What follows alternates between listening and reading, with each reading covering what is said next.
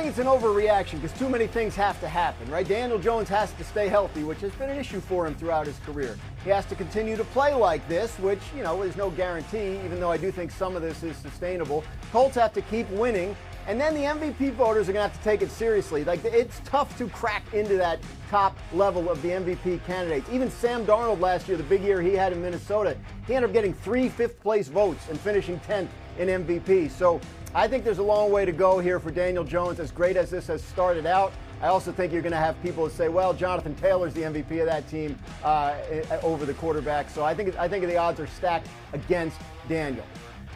This is why we call Dan the wet blanket, because he wants to crush everybody's joy on a Tuesday morning by talking some nonsense. I understand Jonathan Taylor's balling. Daniel Jones is balling. They've scored over 100 points. By the way, Daniel Jones is averaging 9 yards a completion. 9 yards, Dan. He's got over 800 yards in 3 games. If there is an MVP conversation, I know we don't like to discuss it this early, he would be in it. He will continue because this is sustainable by the way the Colts are playing. This isn't dink and dunk. He's pushing the ball down the field. Shane Steichen's done a great job with him. Quit hating on the Colts down there. This is how you earn brownie points with Jeff. Daniel Jones doesn't make 9 yards of completion if it's not for that offensive line giving him the pass time and giving him about Jackson Dart. But I want you to hear before we get into it what the coach said yesterday. So this was Brian Daboll, head coach of the Giants, an interaction with a reporter yesterday after his team fell to 0-3. We're working through, all personnel decisions, and we'll do that over the next few days. You're not saying Russ is the starter, right? You're saying you're still working through that? Yeah, we're doing what we normally do, which is watch the tape. We're just watching it with the players right now. What do you say what you normally do? Most Monday afternoons, you know who your quarterback's going to be the upcoming week if everyone's healthy, though. It just seems a little different, your responses. Yeah, well, look, we're going through the tape right now. We're evaluating everything. So quarterback change is on the table. I'd say we're evaluating everything.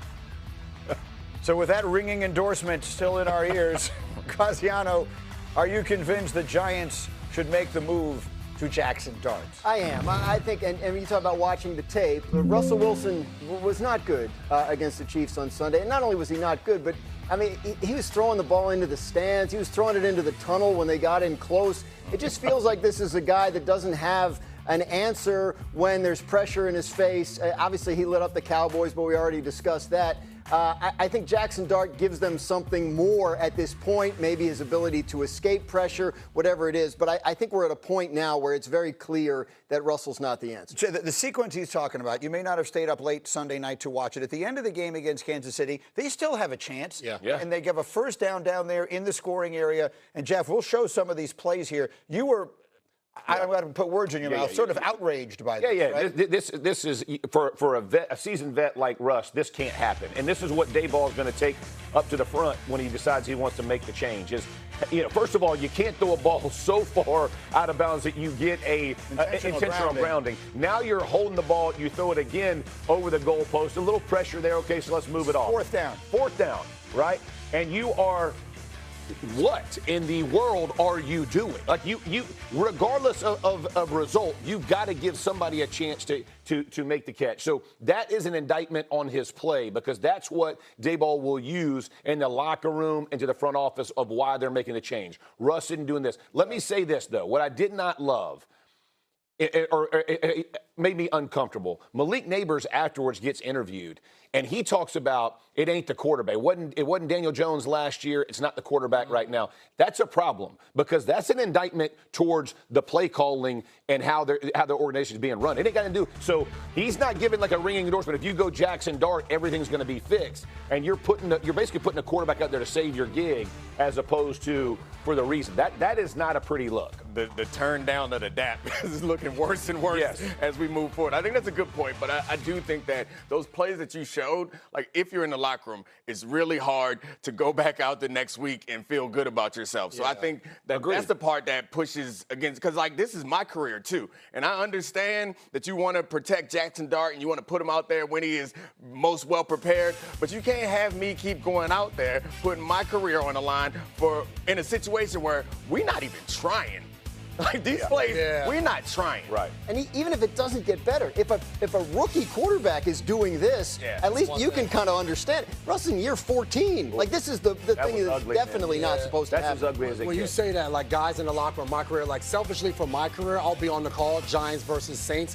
2 weeks from now, I'm hoping they wait till then to put Jackson Dart in, so we could be the one to But to your point, when you're watching that, and I think red zone offense for quarterbacks are probably one of the biggest challenges of being able to execute. So to what you're saying, Gross, if Russ can't do it and he looks that bad at it, it's not just this game. It's been the entire season in the red zone. You can go back to last year with the Steelers as well. You might as well give Jackson Dart, because if I'm in that locker room and I'm Malik Neighbors, because to Neighbors' point, you say those things because you're trying to protect Russell Wilson, the quarterback out there. You don't want to throw him under the bus. But there's hope. If Jackson Dart comes in, guys in the locker room are like, all right, we have a different chance now to be a good football team. And J-Mac, you're making a great point. Here's the thing for aging quarterbacks and, quote, bridge quarterbacks, right, is they become risk adverse.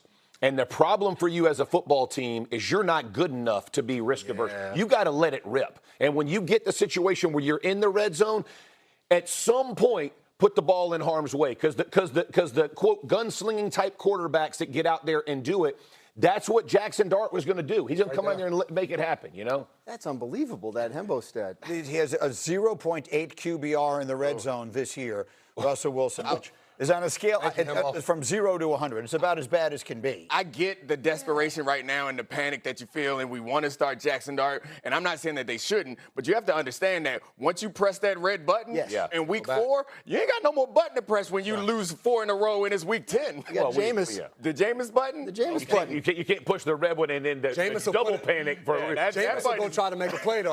He'll let it rip.